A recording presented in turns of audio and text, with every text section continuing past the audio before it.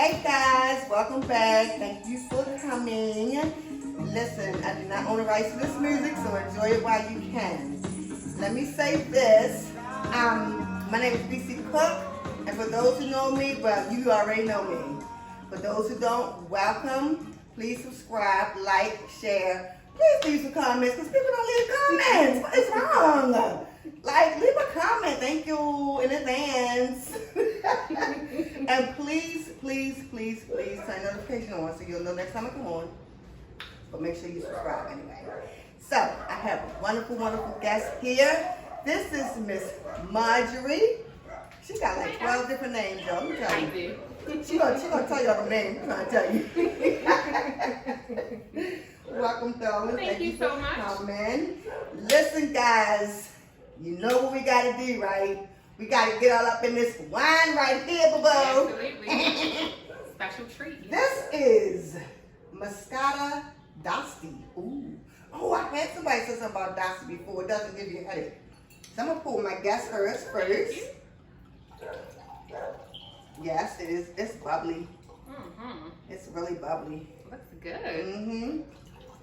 And then we're going to do our taste test. Smells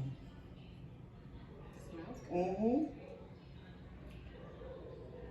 Oh, that is fruity. Oh, this is really good. That is good. I'm gonna have to get some of that. This is a keeper, guys. And I love the bubbles. Yes, this is a keeper. That's really good. So a guest that I had one time before was telling us about the wines. She only drank d'Asti wines because they don't give her a headache. Okay. And it does not give you a headache. Regular red wines or whatever, sweet wines or whatever. Every time I drink a glass of wine, I get a headache. Wow. Yeah. I don't know if I ever had that issue. That might not be good. That just means I drink too much.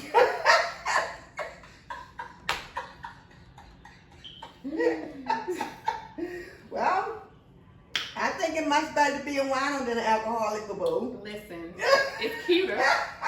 Yes, it is cuter. It is. Much cuter. It's sexy. You can do that with heels on or That's off. what I'm saying. Makeup. Yes. So we're gonna let Miss Marjorie and some of her inside friends. All of them. We're gonna let them come out and tell their little stories about what she does, cause she had one entire outfit that I'm in love with. So I'm just saying, if she walk out, she probably gonna have a plastic bag or something when she leaves. Welcome, darling. Welcome, and thank you very much for coming on. Thank you for the invite. So, can you give us insight, input, or whatever you want to call it, on what you do, how you got there, what made you decide to do that? Okay. So I am the owner and the creator, designer, and seamstress for INSA Africa Creations by Marjorie Nicole. Me being Marjorie Nicole, some people think INSA is an acronym for something. Like it'd be like NSAA. No, it's a word. Oh, because I sure enough thought that. Yes, people would say, oh, NSAA. No, it's INSA, and it's one of the Ndinkra symbols, just like the Ankh, just like the Janame. So this is the INSA symbol, which is my logo. Oh. And it just means like done with excellence. Oh. So my company really is African creations done with excellence. So, relax. thank you. So I am the designer, the creator. Me and my husband does all the work in the whole company. It's like 99 jobs we both do each. Wow. Him being the co-founder. Right. And we exclusively does African clothes. We go to the continent and get the fabrics ourselves. Bring them back and do the designs. That's got to be awesome, like to travel like that. But I think I would probably get tired of traveling. The traveling itself, you get tired. Like I'm really over like airports and stuff like that. But the being in other places, never, because traveling is my happy place. Okay. So the key to traveling is just direct flights. Yeah. Forgetting all that layover here, save $20. Just get a direct flight, get on a plane at your beginning point and get off at your end point. And that's it. Right. I think that's the biggest thing to So it. do you go to like different places in Africa? I've been to a couple different places, but my heart is in West Africa. Okay. I love West Africa. Mm-hmm. I trace my DNA back through African ancestry, Mm-hmm. which I chose because it's black owned, it's Mhm. woman owned, and it's based right here in DC. Okay. So I did African ancestry, and it gave me the tribe, Mende tribe in Sierra Leone. Mm. So I had to. Let me just say that you said that word to me before we even started. We was talking, of course, and you said that word to me. That name, Sierra Leone. Mm-hmm. I keep seeing a person. Like that's a cute little girl's name, Like Sierra Sierra Leone. Leone. Like I'm talking about, like not like Sierra Leone Nicole. Right. Like Sierra Leone Nicole. It is a beautiful name. It sounds like it's a hyphenated name. It's really, really pretty. Well, Sierra is mountain, Leone is lion, so it's the land of mountains and lions. Oh. So, and it's a beautiful, like on the side of Sierra Leone, it's a beautiful mountain landscape. It's beautiful. Wow. So, Sierra Mountain, Leone lions. That's awesome. So you could beautifully name a little girl That is- mountains, you know? Yes. That's awesome. I keep seeing it. I keep Like seeing you see this whole beautiful person. Yes. Well, it's Yes. a beautiful place. Sierra Leone is a beautiful place. But yeah, because it does have like a whole female vibe, Sierra, like when you think about it. Mm-hmm. But then when you add the lion on the end, it's like, okay. Kind of youngerish. Exactly. So it's Sierra. Now we know why she's so wild. Exactly. This is why she's been like this her whole life. This is why she acts the way she does. That is awesome. So do you get fabric from all the places you go to? I do. The majority of my family comes from Ghana, though. Okay. Just like in most places, Ghana supplies the fabric for a lot of those West African countries. Mm-hmm. So even if you go to some of the other smaller countries, the fabric came from Ghana anyway. So you might as well go to where the source is, right, and get the fabric. Mm-hmm. And each country still has a unique type of fabric. Mm-hmm. Ghana has the kente, the woven kente. They weave on the loom, beautiful bright colors, nice wow. and thick. But say you go to Sierra Leone, they have what's called country cloth, and it's weaved on a different kind of loom, and it has like different colors. So every country has like a little different technique to make like their, most extravagant, beautiful fabrics. You ever found a fabric from each country that's like just your favorite, like your all-time favorite? Or like colors or something like that? I am a kente person. Like I love kente. Mm-hmm. And I love how every country has like different color combos. So I do have my favorites. And the brighter the color, the better to me. Yeah. So in Sierra Leone, I have a kente that was gifted to me by my family there. That is kente in all their flag colors, which is blue, white, and green. Oh wow. So I absolutely love that fabric because it's my favorite kente, but then it's my country's colors. So like that's kind of my favorite. Yeah. In Ghana, I do have a kente that I love that's more gold and purple. Oh yeah. So That's pretty. yeah. So They do have some really, really pretty fabrics. I bought a bonnet from a young lady from I think TikTok. okay. Actually, I bought one bonnet from a lady on TikTok. I don't wear the bonnet. I try to, but child, when we going through menopause, I can't handle it. Listen, we already had that talk.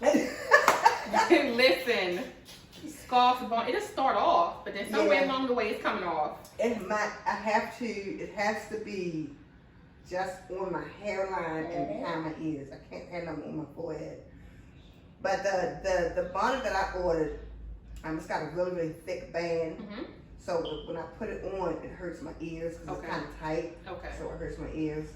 The other one I bought from a braid shop where I go get my hair done at sometimes. And I like that one. It's like a pretty, I want to say dark gray, red, and black, I think. Nice color. But it's too loose. Okay. It don't make a difference. I just like I like the fabric, so I don't care if I ever wear them again. Just knowing that I purchased them. I got them. For the one that's too wide, just put a slit in it, pull that out, and put a shoestring through it, and tie it, and make it the width you want. Yeah. Just put a little slip, pull that elastic out, and just put a little shoestring. I didn't even think about it. I just put it aside like, well, I got a million bonnets. I get to it at some point. Pull that thing out. Pull that elastic one out of there. Yeah, I could do that. I told you I'm gonna make it work, girl. Or even put some more elastics. I have elastic. Oh yeah, then use a thin elastic. Yeah. I did that with something that I had, and the elastic was loose in it. And a pair of pants because I lost them 49 pounds. Yes, honey. And so I put a little slit. I didn't take the original elastic out. I just took a thin elastic and pulled it through and sewed it together. And so, because they kept falling off me. It just, when we wear pants to stay up on us. Yeah.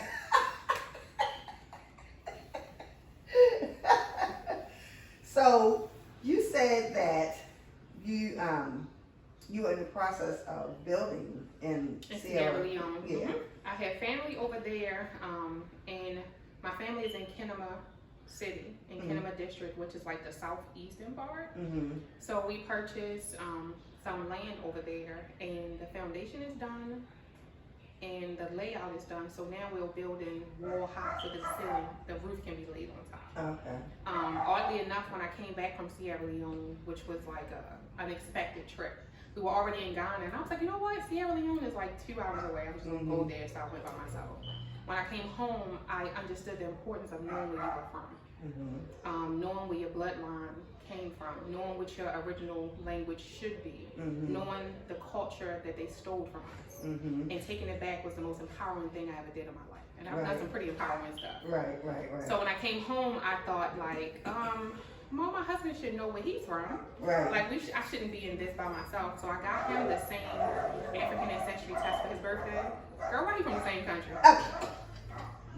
That means y'all was meant to be. Yeah, he's from a different tribe, but he's also from Sierra Leone. Wow. So that is awesome. So that made us both excited to build there, to kind of start a foundation in the place where our ancestors originated.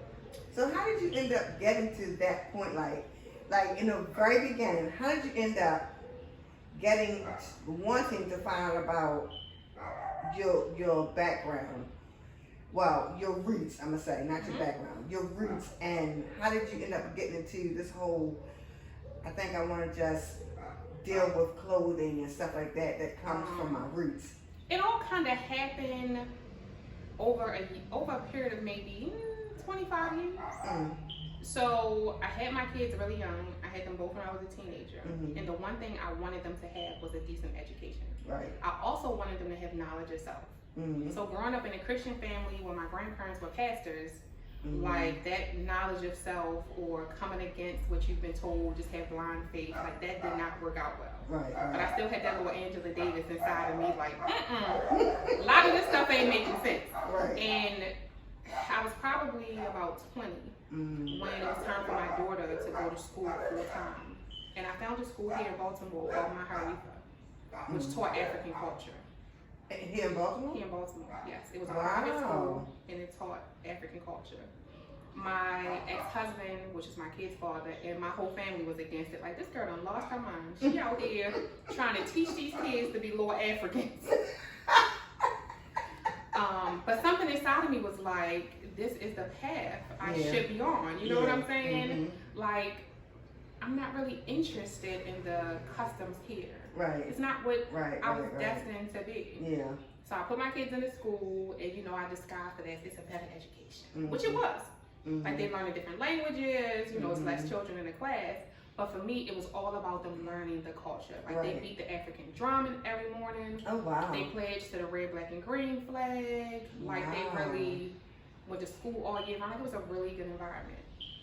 So they didn't get a spring break and summer school and stuff. I mean, they got little breaks, but 2 months out of school just don't make sense. Like, why are we out of school for 2 months? Yeah. Who told us that was what we needed to be doing? Yeah.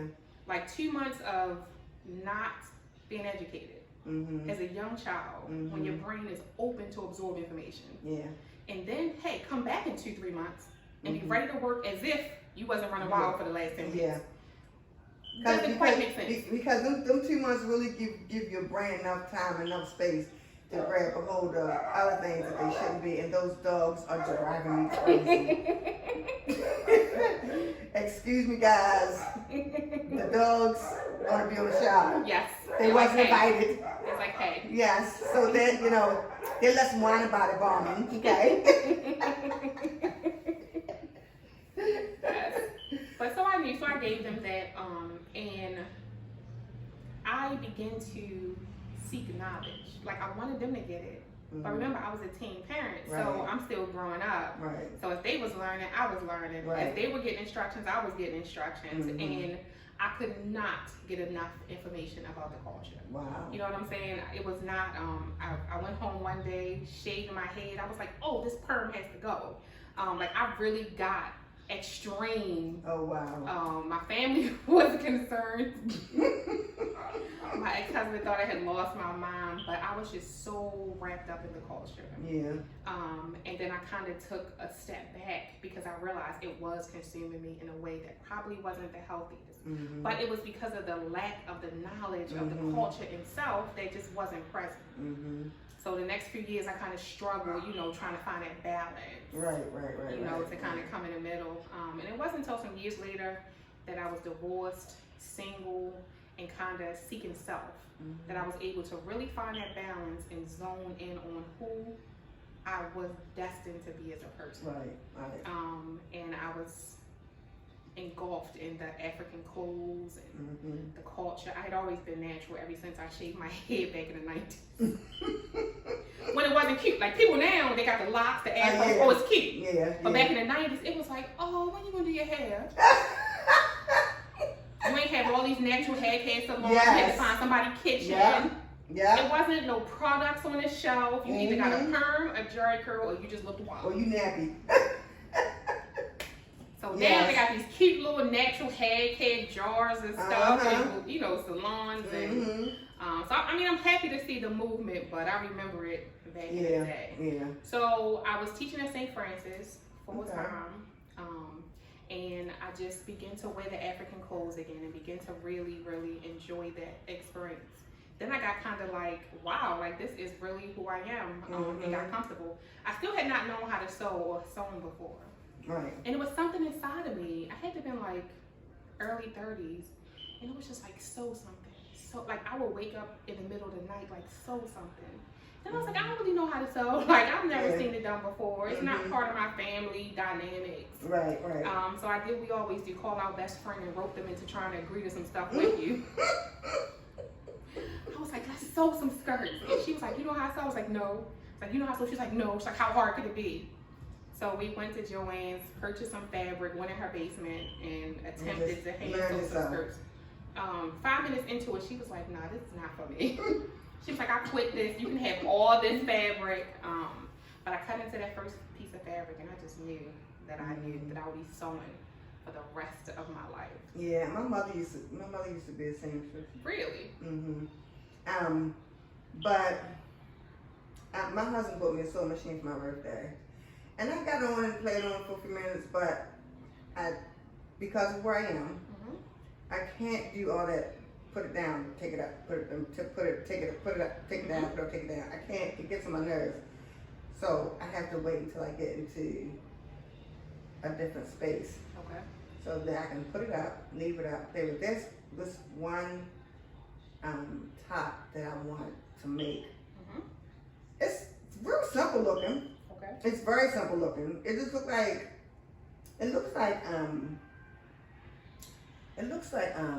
what do you call them? Coattails. Okay. That's it.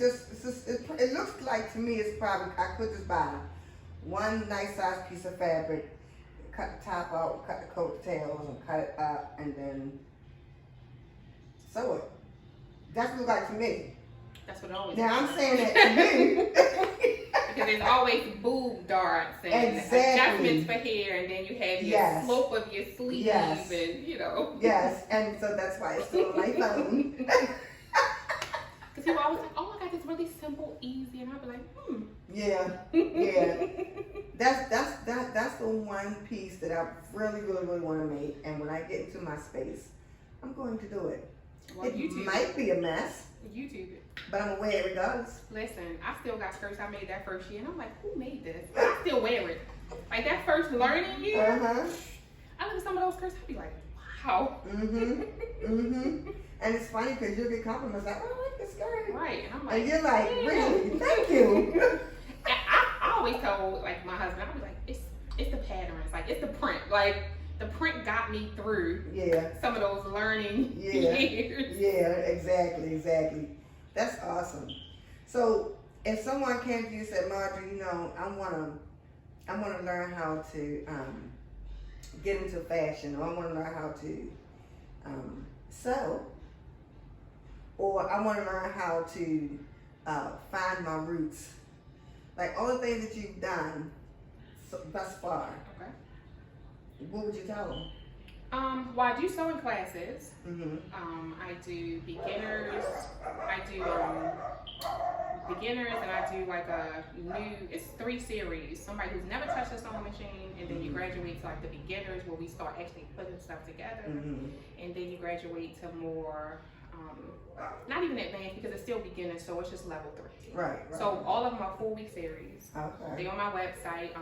They're actually shut down at the moment. I'll start them in the spring.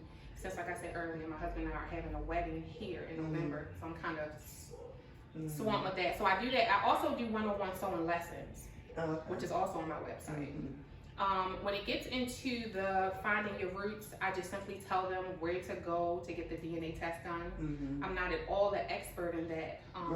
And I also don't get consumed with people's desire for what they need. Because we'll lose ourselves in that. I can't afford the time to invest in other, like, this is what I did, this is where I found the information, good luck, go find it. Because as women, we begin to, what did you call, did you get the test, what was your results, how come? Right. So that's one of the things I learned at the beginning, how you can get started, and then you can go run from there. Exactly, because especially because I did I really Facebook televised my journey. When I went home, when I met my distant cousins, when I got adopted, like I really televised it, and I probably fielded 200 or 300 calls my first week home.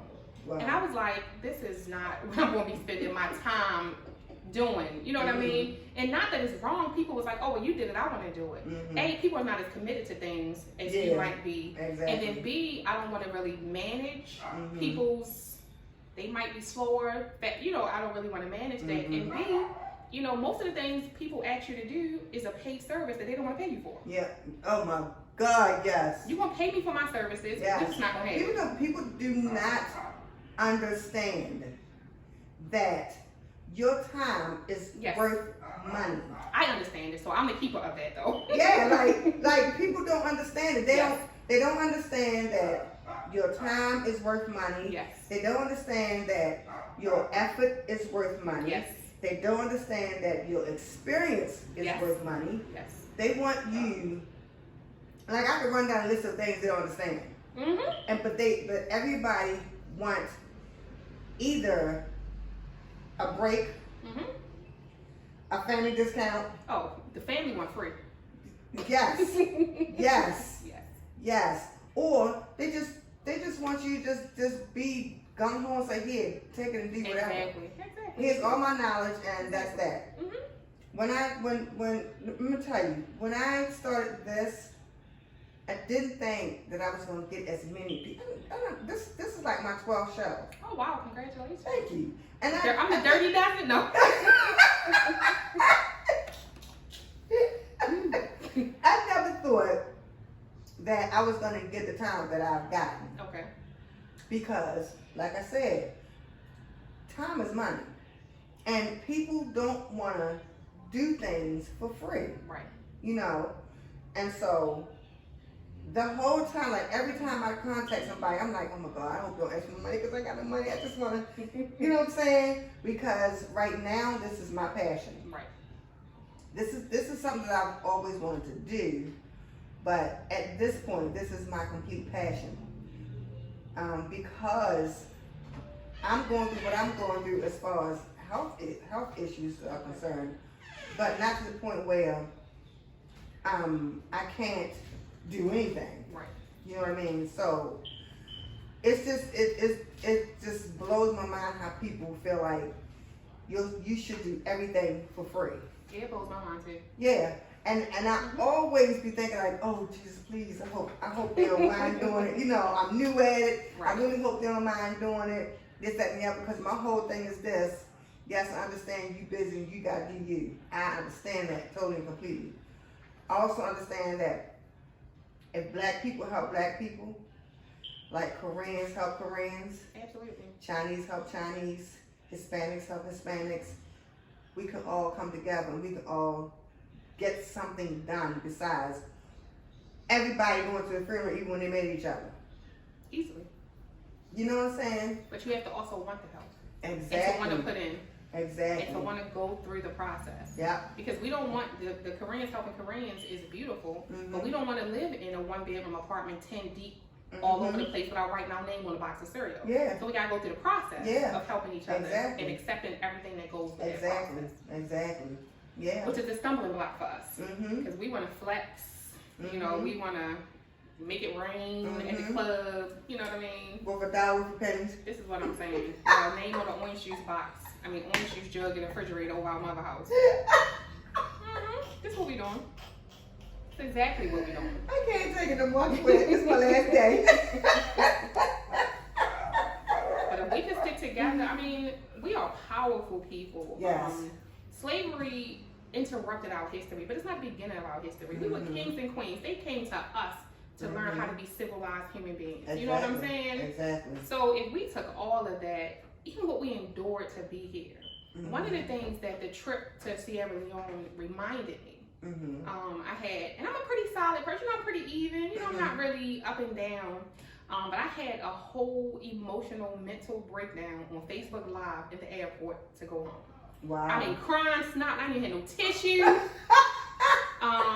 But when I checked in to the flight to go to Sierra Leone, I had the audacity to demand, you know, put my luggage, don't mess up my suitcase, don't go through my, you know what I'm saying, the audacity. And I was instantly reminded of the conditions that my ancestors left Sierra Leone. Enslaved, raped, beaten.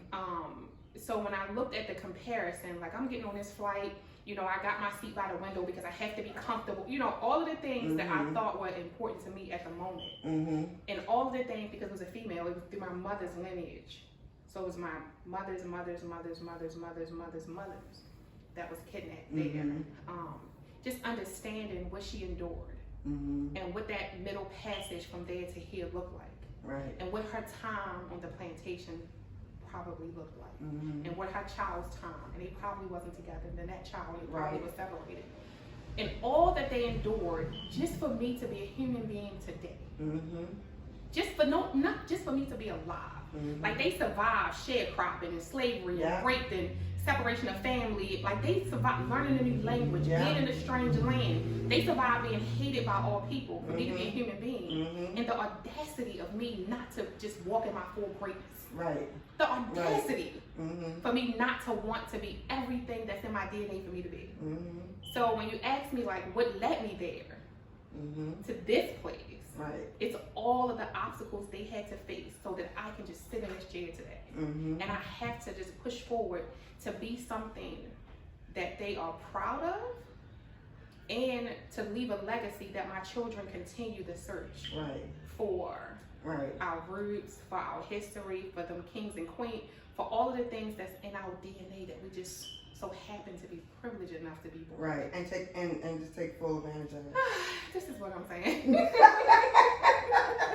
I used all those words just to say that. But explanation is everything, so thank you very much. That's the teacher part of it. So do they speak a different language? You mean in Sierra Leone? Well, in Sierra Leone, you speak your tribal language. So the overall language is Creole, the same Creole they speak in Louisiana. That's the overall language there. But each tribe speak their own tribal language. So what does Creole language sound like? I don't speak Creole, but you know, in like Louisiana and Mississippi, it's like a broken English French. Oh, okay. Yeah, that's what they speak. So you said you have different names for different parts. Yeah, so when I'm home in Sierra Leone, I had a naming ceremony, and I was adopted into the culture. Not really adopted because I was birthed a Mende from Sierra Leone. Right. I was not born or raised there. Right. So I had to be accepted into the culture. Right. There was a naming ceremony. In my village, I was the first African American to return home from a descendant of slavery. Oh, wow. So the celebration, everything was like at an all-time high. But they named me Moonjay Sharif. So my family name is Sharif, and my name is Moonjay. Mu means our, J means mother, our mother. Oh, okay. So that was interesting. So in Sierra Leone, that's what they call me, Moonjay. And whenever I'm in West Africa, I'll kind of stick to that. Okay. When I go east, I go by Adjoa, which just means born on Monday. Oh, okay. So I'm Monday born. So there's a male and a female name for every day of the week that you're born, and you have certain Really? characteristics, yes. So I'm Adjoa. Wow. I was born on Monday. So what's your husband's? My husband is Kwamana. He's born on Tuesday. Oh. And he will return home to Sierra Leone for the first time in December. I'll take him home in December, and he'll get his true Sierra Leone name in December. That is awesome. Yeah, so I'm excited to It take him sounds home. like fun. It's fun. You know, I love being on the continent. You know, funny enough, I'm always healthier. I always lose weight. You eat off the land. There's not a lot of refrigerated food. That was my next question. Like, what about how did you handle the foods there, the meals? Oh my God, I love it so much. The food is amazing. I travel anyway. Mm-hmm. So Africa is just one of the continents that I've been able to travel to. So I'm kind of an adventurous eater anyway. Mm-hmm. Wherever I'm at, I want to eat that food. You know, I want to try to figure out what your culture is. I want to experience it. I'm not going to go to another country and eat hamburgers and pizza. Right. Like I'm not. Yeah, you can do that here. Exactly. Yeah. So it just so happens that I love West African food. Give me all the food. Give me all the banku. Like I'm so here for red, honey. What is it? It's red, like black eyed peas, but they just do a whole different season palette for Oh, it. wow. So it tastes nothing like the black eyed peas. Oh my God, it's amazing. Wow. And when I'm home in Sierra Leone, cassava leaves, it has like a spinachy texture, but it's way more flavorful than collard greens. I had, is it cassava? Might been. It was delicious and It's super green. like Yes. real, like a deep green. Yes, that's cassava. Yes. So a guy I used to work with at a facility I used to work at, he had went home for a holiday or something. I don't know. And he came back and he had fixed, like he eat his dad type of food anyway. Okay.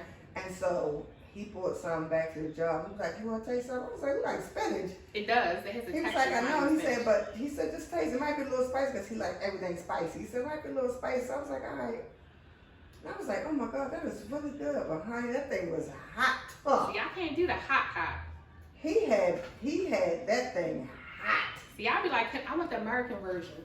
He had it. He So had it less with. spicy. Yeah, he had it with. I don't know, some red stuff. You take the cocoa bread and you dip it in there and the red, whatever the red stuff. But everything was hot except the cocoa bread. Right. See, I can't. And I was like, okay, so I can't eat no more of that, but I love the cocoa bread. It was nice and soft and warm. But wow. When I'm in Ghana, they call white people or foreigners Bruni. So when I go order food, I be like, you know, I want some banku, some fish, Bruni style. And they all look at me because it's kind of an insult, you know what I mean? Yeah. I'm like, no, Bruni style. Like, unless somebody else call me Bruni, I'm like, what? No, I'm not either. But I will definitely default to Bruni style for food. Easily. That is awesome. Thank you so very much for coming on. I really appreciate Thank you for it. having me. Can you just give some information of how you can be contacted and reached? All social media platforms, Instagram, Facebook, everything is NSAA Creations. The website, www.nsaacreations.com, IG, NSAA Creations, Instagram, Facebook, Insta African Creations by Marjorie Nicole. So if you type in NSAA anywhere, I'm going to probably be the first to pop up. I thank you so very much for coming. Thank and you for I got having something me. to tell you. Good, I'm here for it. Guess what? What? You are part of my bubble building community now. Yes. I'm here for it. Thank you so much. And thank you for this wine. It's amazing. you. Thank you guys for joining us. Please don't forget to turn your notification on, the subscribe button, all that, like, share, comment. Please. Thank you. And guess what? Remember this. Only you matter because only you can change you, baby. I love you. Bye.